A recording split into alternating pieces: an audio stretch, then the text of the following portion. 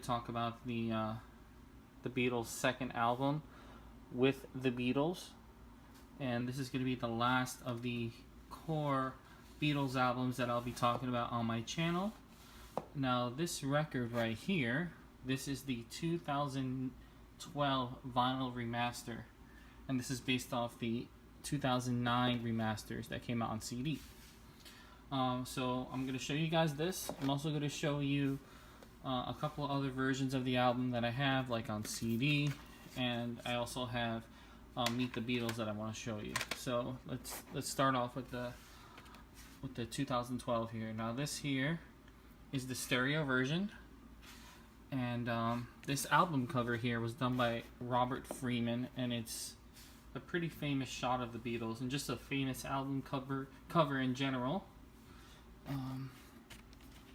This here has 14 tracks, 8 original, I think, are they all Lennon-McCartney's? No, they're not. 8 original songs by the Beatles and 6 covers. Okay, let's look at the record here. Now, the Parlophone label on both sides. Now this here isn't a one-to-one facsimile of the original album that came out in 1963 in the UK.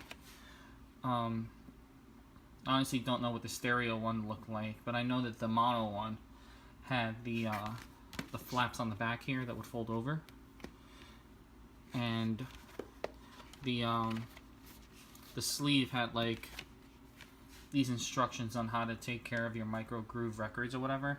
So yeah, this is not an exact copy. Maybe it is of the stereo, I don't know. I've never seen either one of them IRL. So yeah, this is the English version here, and from what I can gather, this is not the most famous version of this album.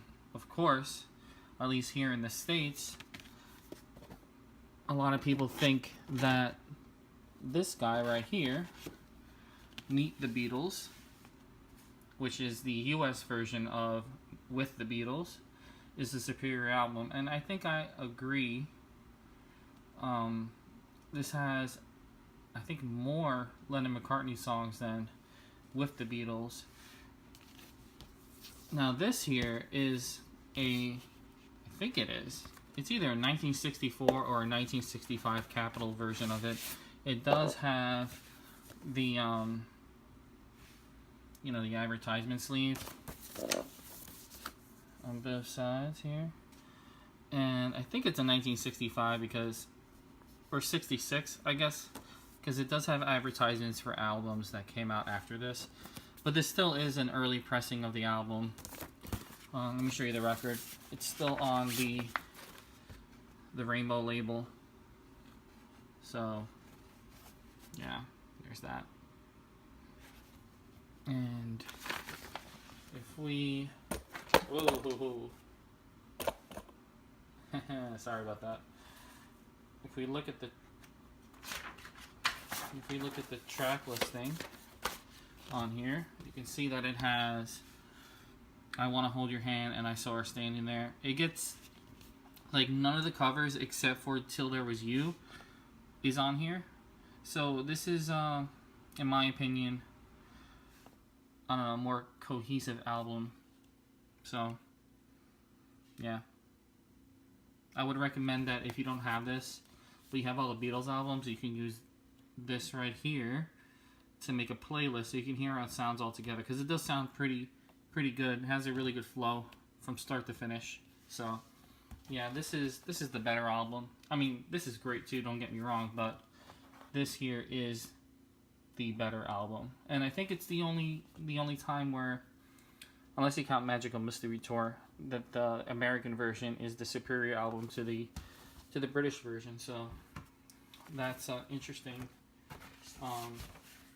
factoid there. Well, I don't know if it's a fact, but it seems to be a popular opinion. So now, before I was talking about the original mono version, and I do have the mono CD here, which ironically is probably the closest to the original British LP that I have. It does have the flaps that I was talking about right here. And if you open, let me open this guy up really quick. Okay. So,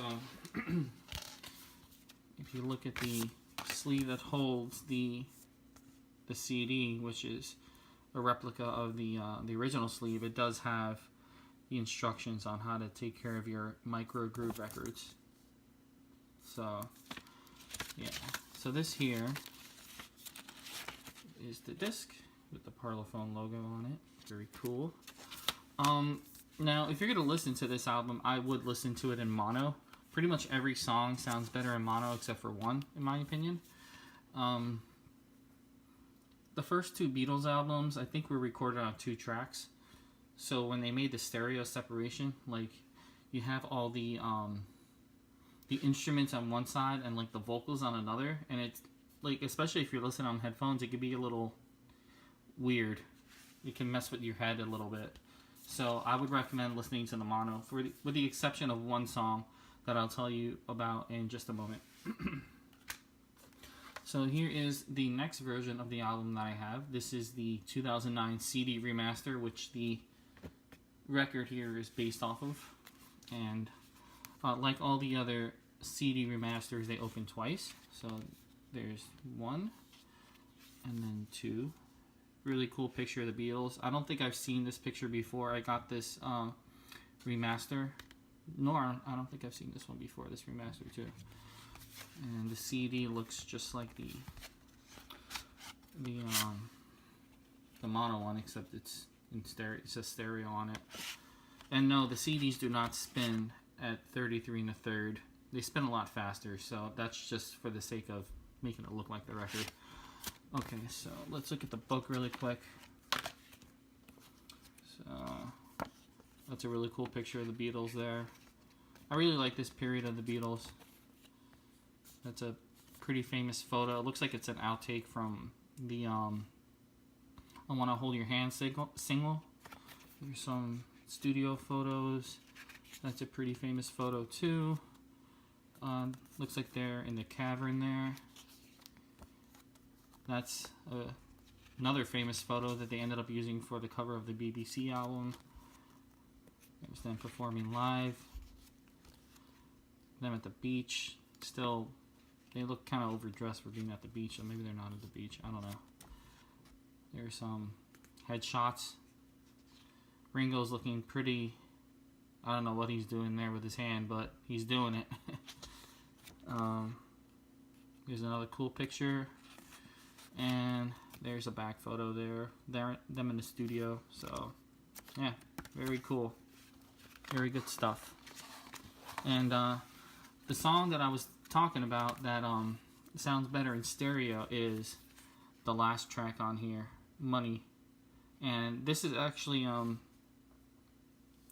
don't really know the history behind it, but this sounds like it was mixed with 4 tracks, because it's actually balanced pretty well, and it sounds really good. So John's vocals come out on both speakers, and the drums come out on both speakers, so it actually sounds a bit more modern and not weird to listen to on headphones. So yeah, I prefer this version of Money over the mono version. Well, the mono version sounds really cool too.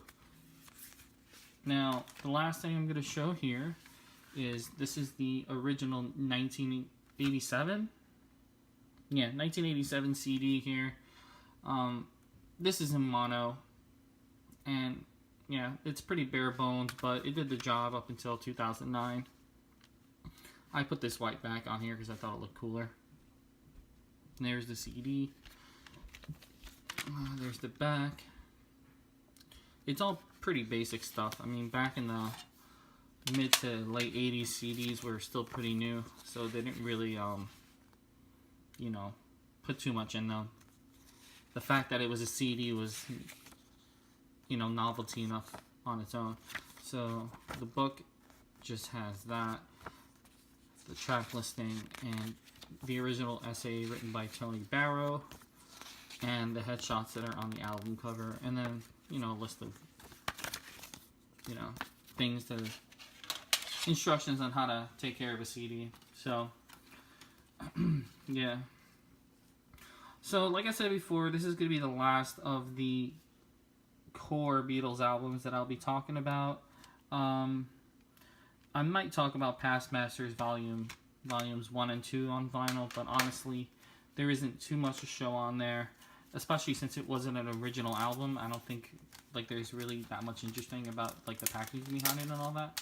But if you do want me to do it, just let me know. Also, yeah, I'm still going to be doing record videos. I did get Noel Gallagher's new album, and I may even talk about that one really soon. So,